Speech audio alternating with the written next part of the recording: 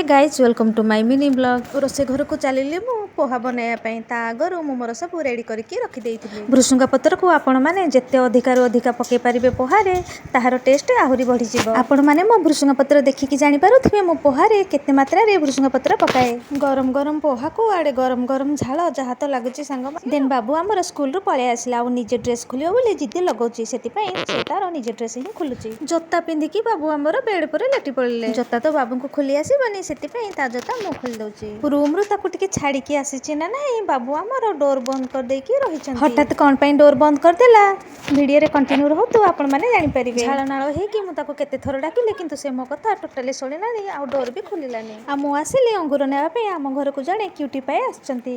यारी जुगु ही मो पुतरा डोर टोटली खुलुनी कारण से ड्रेस पिंधिनी याको देखिले ताकू लाज लागुची। देन मु आसिली लंच करिया पई 2 दिन हेलानी एते गरम होउची भगवान जेमिति लागुची आमे एबे भी एप्रिल मे मास रे ही अछु। लंच पर माउसी पुतरा मिसिकी आसिलु टिके रेस्ट करिया पई। मु भाबिली ता पाखरे सोइले काले से टिके सोई पड़िबो बोली किंतु से न सोई की देखुनांती मते कोन कोन से कहूची। ता सहित दिन दिही पर मते खेलिया पई कहू जदी मु ता सहित न खेले से मते कहूची से मो चुट्टी काटी दबो।